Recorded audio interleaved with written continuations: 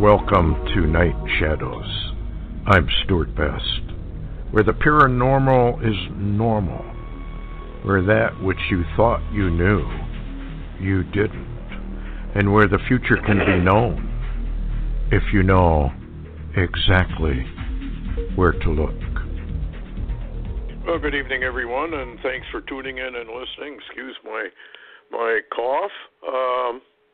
Back to that again. Anyway, we got Larry on board here on his mountaintop, and I wanted to start out with something that was written back in 26 April of this year. MAYDAY, expect war between Iran and Israel soon, starting in Syria. A military confrontation between Israel and Iran in Syria is becoming increasingly likely, U.S. Defense Secretary James Mattis warned on Thursday as his Israeli counterpart was visiting Washington to discuss the threat. Mattis delivered his warning of yet another military conflict in the Middle East at a hearing in Congress. Asked if Israel and Iran were edging towards a military confrontation, he said, "I can see how it might start, but I am not sure when or where." Larry, what do you think?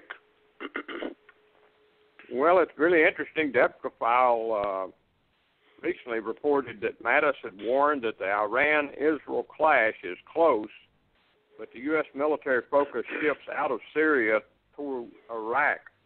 And so, Mattis is trying to focus attention a little bit away from that. But it looks like, he just heard a report that he had made a secret visit to Netanyahu, and then, of course, Pompeo had just left Israel. And there are reports, ironically, that while Pompeo was in the Middle East, there was simultaneously attacks. Saudi Arabia attacked Yemen, and then, which is an Iranian proxy, and also at the same time, Israel attacked Iranians inside Syria, and this is all building quickly. Yeah, here's from Deepfile: missile strikes on pro-Iranian Shiite bases in Syria. A string of missile attacks on Sunday night. Now, I'd like to add in there. You remember that there was a strike inside of Iran, and they weren't sure exactly who did it, but I think we know who did it. Did they ever prove? Was that Israel that did that? I think they finally admitted it, didn't they? That they were the ones that went into Iran and knocked out a couple of things. I have no data about an Israeli attack inside Iran at all. None, zero. Okay. I know about the Israeli attack on the Iranians in Syria, which is continuing. Okay, so anyway, this one says in Tehran, 18 Iranians were killed in missile attacks in Syria. The news agency ISNA reported 18 Iranians were killed, including a senior officer, in the unidentified missile attack on the outskirts of Hama in western Syria. I guess that's how you pronounce it, Hama. And so, what do you think the war is actually on now, and they just aren't declaring it? Looks to me like it is. And that maybe what Netanyahu was presenting was his declaration of war. Well, actually, Israel has been attacking Iran within its proxies, most recently. They've been bombing Hezbollah inside Syria. They've been bombing the Iranians inside Syria. They've been bombing the Palestinians inside Gaza. If you look at all the shooting and all the bombing and all the missiles, I would assume that would equal to war. So is there a war on? Well, I assume there is. What's interesting is the fact that with Netanyahu's presentation today, he pretty much exposed the complete Iranian secret nuclear program and even identified the location in Tehran. And he's got all the data. Mossad apparently did a super job of stealing the Iranian documents and tapes and photos and Well, you just name it. It's all exposed. Seems odd on the timing. That's all. I'm a believer in Psalm 2. Nobody's exempt, and it seems like we're watching a stage play, and that this is all just being set up.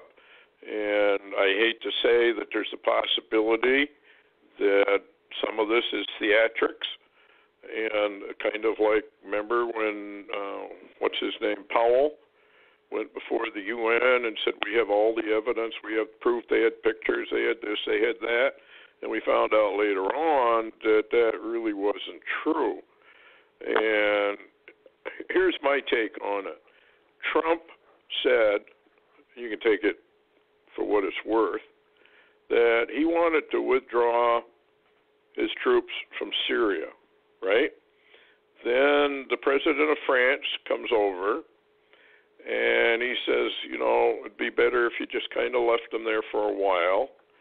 But Trump has really said more than once, I would like to withdraw our people out of Syria.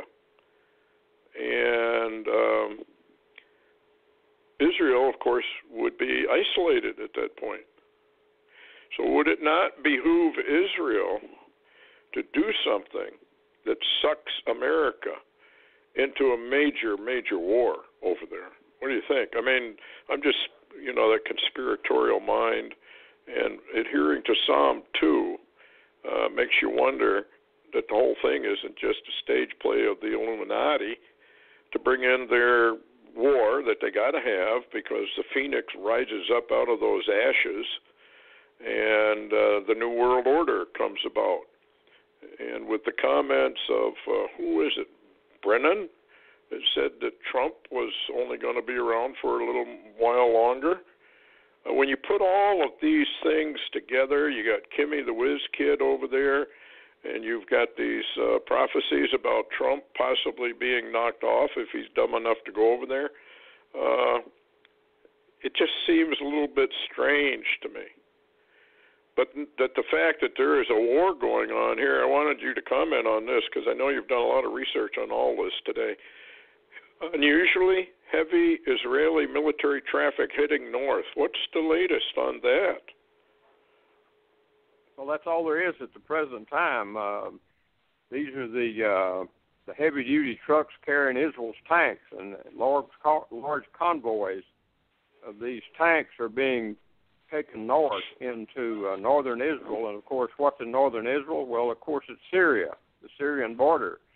Now, you know, whether they're going up there to defend from an attack they expect imminent, or whether they're going up there to do, as I've mentioned a few times, that there were intel reports that there was possibly a plan to invade not only Syria, but to invade Lebanon and go after the Israeli or the Iranian proxies, which would be something Israel possibly might do. You know, they're good at preempting. And, of course, yes, the reports out of Syria are that they hit a number of bases, not just one. But there's all kinds of scattered reports across the web right now. There's even some said they thought they maybe used a tactical nuke because they set off an earthquake. But from what I could glean, it appears they used a bunker buster bomb on a military location where there was a lot of Iranian missiles. Yeah, I got a headline here. It says, missile attack in Syria reportedly smashed 200 missiles destined for Hezbollah. So what they are targeting are the suppliers, basically. And I don't know. They're going to do it. I don't think there's any question that the war is very, very close at hand. Why would Mattis be making a statement to Congress that war is close at hand unless he already knew it was? And you reported, I think, on either by phone to me or you had it on your blog, I can't remember which, that they had a long conversation, that Trump and Netanyahu had a long conversation about this? They were reporting today that Netanyahu and Trump had been on the phone, and at the same time, a lot of high, I guess you could say, officials have been in Israel the last day or two, And, of course, if you'll remember, if you got to watch Netanyahu's presentation, he admitted when he started the presentation that the U.S.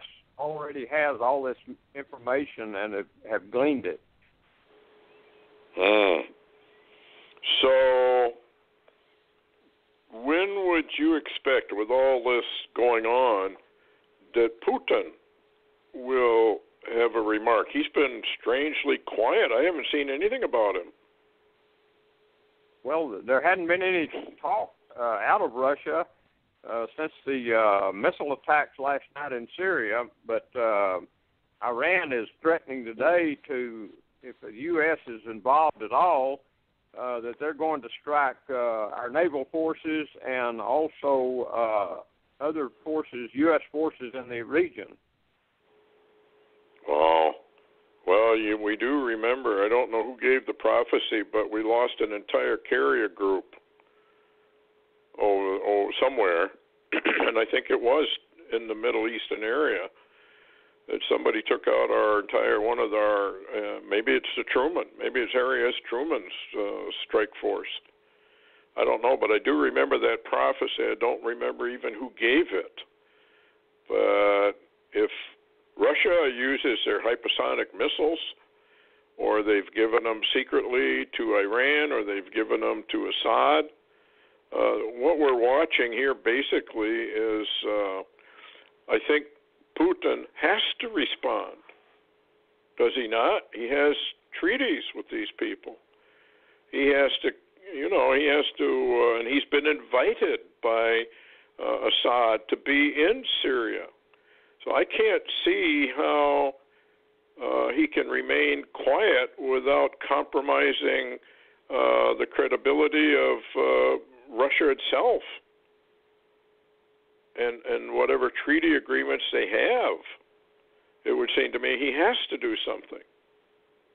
And maybe this is not only a provoking Iran into a war, which it appears to be that Israel is deliberately provoking Iran into a response so that they have every excuse with, and that brings us into Daniel chapter 8 and possibly even chapter 11, depending on how that works. You and I have talked about which comes first. Maybe they're all together.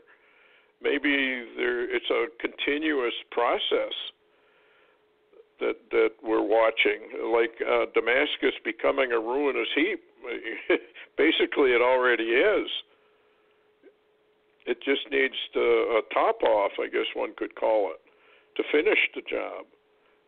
But the people who are over there say Damascus is basically destroyed already. It's pretty much a ruinous heap already. So maybe in that day means possibly in that period of time, we'll say the Daniel's first part of Daniel's 70th week, that this whole process just develops deeper and deeper and deeper into a major conflict, which brings in the United States and World War III. I don't know. What do you think? It just seems odd to me, the timing of it. Interestingly, Israel has also shut down all the northern airspace, which means one of two things probably. Either the airspace in that region is going to be full of Israeli craft, or they're expecting other craft to come into Israeli area and would have to shoot them down, and they've stopped all civilian traffic in northern Israel. And with the tanks going up there, we do know that one focus that Israel is focused on right now is where Iran has gathered just north of Damascus 80,000 fighters. So that could very well be a target, and Israel may go after them. Well, Israel is a tiny sliver of land. At this particular point in time, they actually don't have the Lord on their side necessarily, because we're heading into the time of Jacob's trouble. And I was reading an article some guy did on Isaiah chapter 17, extremely interesting article. He went back and really dug into the words, kind of like Stan did on Daniel and the arrival and the fallen ones. If we get into a skirmish like this, I can't imagine that the arrival is not far behind. And anyway, this guy that's doing his research on Isaiah chapter 17 had some very, very interesting points that we really shouldn't just take Damascus by itself, that this is a major conflict, and that Ephraim and Manasseh are destroyed, basically.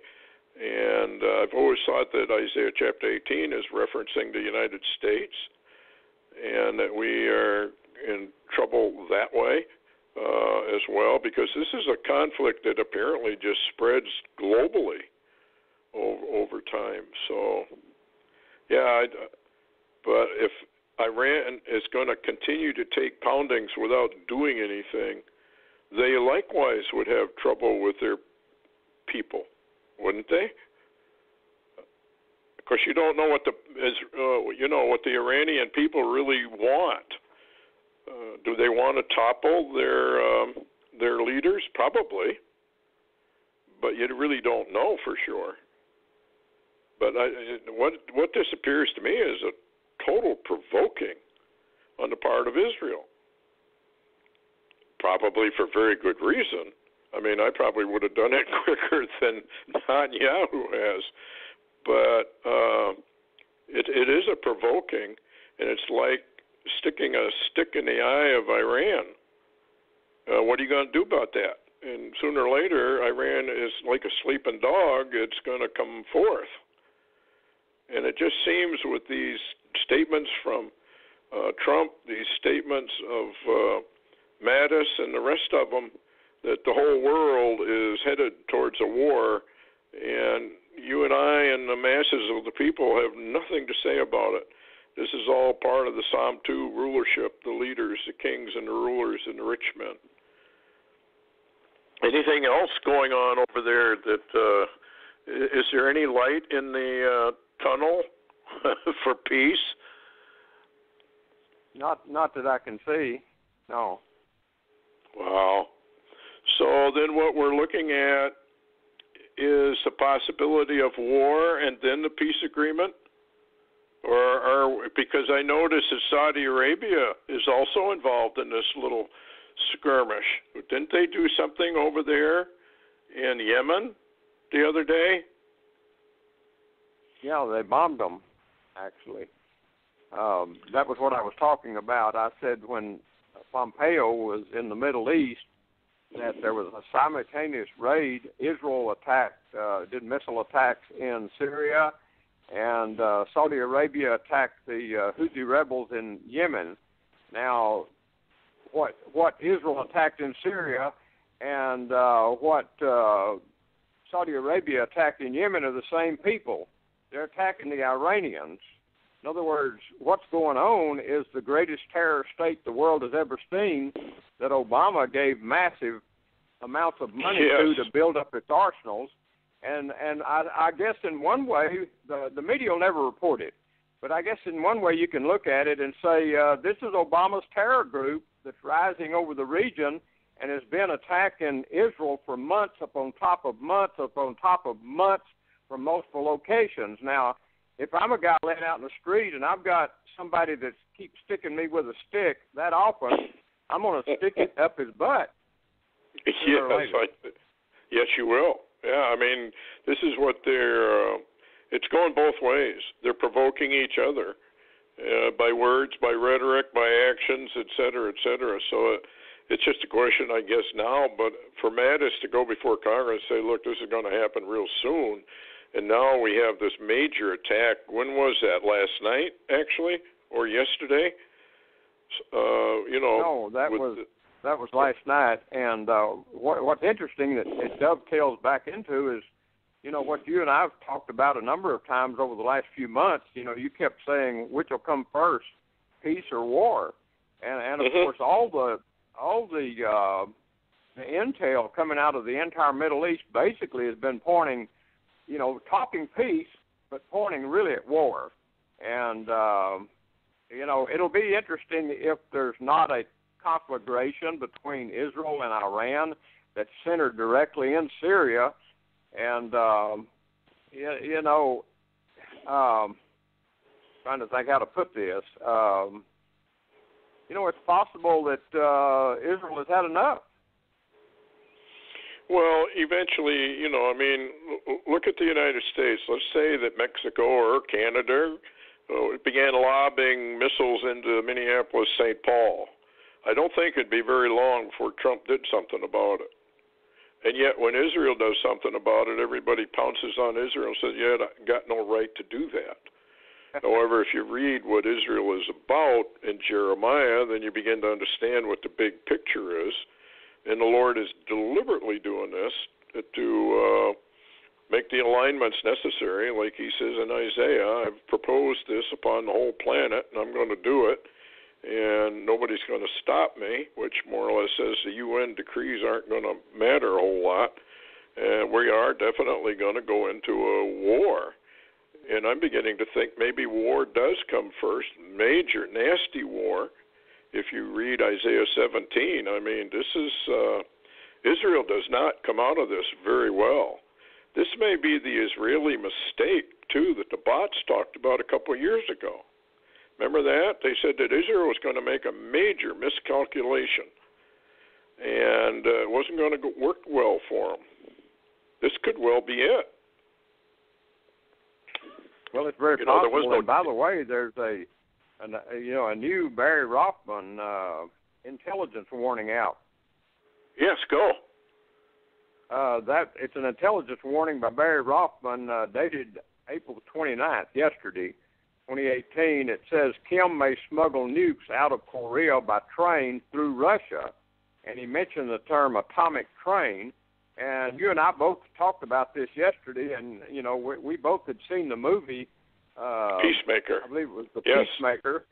Yeah, where they did that. But what's interesting, let me read you. There's 10 words in, and it starts with Mike Pompeo, who just became the Secretary of State. So this code would have to point to the time frame of Mike Pompeo being in power, so to speak. Number one, Mike Pompeo. Number two, Korea. Number three, Kim. Number four, atomic. Number five, Russia. Number six, Israel. Number seven, surrender. Number eight, train. Number nine, transferer. Number 10, Israel. So Israel crosses this twice. And you mentioned that there was a report you saw where possibly North Korea could fire or use a nuke against Israel, and it's odd that this atomic train, Mike Pompeo, Kim matrix has got Israel crossing it twice. What do you think? Yeah, that was a rabbi. He said he had a vision, and that North Korea was going to strike Israel. That North Korea would visit Israel basically and do some damage. So, yeah, that all ties together exactly with that rabbi's prophecy, that it was going to be North Korea that was their big, big enemy. And, of course, Israel is little Satan, and the United States is big Satan. So, we're the big snake, I guess. So we got a lot of enemies that people don't realize. But what's interesting is the timing of all this. We're coming up on the occultic thing of Beltane. And Beltane is a blood sacrifice where they rape, torture, and murder women and children. And that's going on tonight. They'll be celebrating that tonight. It's a blood sacrifice deal. But at the same time that's going on, we have a full moon and Jupiter in conjunction rising in this evening. And if you took a look at that, Jupiter, called the king of the planets, and to some it represented, of course, the Lord Jesus Christ. Remember the 923 star sign and Jupiter leaving the womb, and a lot of Christians thought that was a reference to the possibly the rapture of the church. But the moon also represents the church. So you've got the man-child, the king of the planets, and you've got the moon all in conjunction on Beltane. This is really kind of interesting. So anyway, it's kind of a heads up for everyone that we're probably walking into something that's not going to be very, very pleasant. Any comments before we close down, Larry? I only did a half an hour. Okay, yeah, I was just going to mention real quick, I watched that Homeland series pretty close because of the information warfare that's mentioned on it ties in so much to the Trump administration. And matter of fact, recently there was a report, actually today came out, that Homeland, since its finale Sunday night, was pivoting to the Middle East for filming only in Israel. And at the same time, what's interesting is that the Homeland final recap, it was basically it examined the polarization and the discontents because of that. And in the end of the show, because of the split in the nation that was caused, and we know who's causing it, the deep state, of course, and the left, that the president resigned for the good of the nation. The president had to leave office. The one that was unpopular had to leave office because for the good of the nation. And I think that's really pointing towards where this may be headed with Cyrus. Well, yeah, it's kind of like when, what's his name, Brennan, more or less said that Trump days were numbered, that they're going to get him. Well, you got to remember, Stuart, remember John Kerry warned other countries not to worry about Trump. He wasn't going to be there that long. Yeah. So Trump is the scapegoat. Trump is the one who causes the big-time problems and troubles. And so we go after Trump and we get him. And then Obama steps back on the world stage. It's going to be very fascinating to see all that's going to take place. But that would tend to confirm, I would think, that war comes before the great peacemaker. And remember, they're talking about Donald Trump having, the Peace Prize, but Obama's already got it. He did nothing. Yeah, he won it before he had his first smile. Yes. And remember, that's when that spiral took place over in Norway. That's right. There's a lot of stuff pointing directly at Barack Hussein Obama. I know a lot of people think that's impossible. Antichrist doesn't rise up in America. Well, Lucifer surely does. Isaiah says the king of Babylon is Lucifer. At that point, we will actually probably have a king because the elected president will be gone for however they do it. And it's really a heads up, folks, because this thing can get overnight, and a lot of things can happen. Final last words, dear Larry, for tonight. We'll pick up a bigger program, longer one on Wednesday. Yeah, I would just tell people, don't unbuckle your seatbelt just yet. Yeah, I think this is going to take some really odd twists and turns as we go through this. I think there's going to be a lot of surprises, a lot of things we didn't realize. And anyway, thanks for coming on, Larry. And let's try and do an hour, maybe, if you're available on Wednesday. There's a lot of stuff going on we're just not covering that's going on in America, going on all over in North Korea. There's some stuff that Kim did that have been pointed out to me that were very, very strange things that he was doing. And, his visit down there was to South Korea. It just seems kind of odd, all the huggy-kissy stuff. I don't believe a word of it. I think just something's going on. Anyway, I guess that about winds it up for tonight. But it is, as Larry says, keep your seatbelt buckled. And heads up, the Messiah may be drawing very, very close at hand.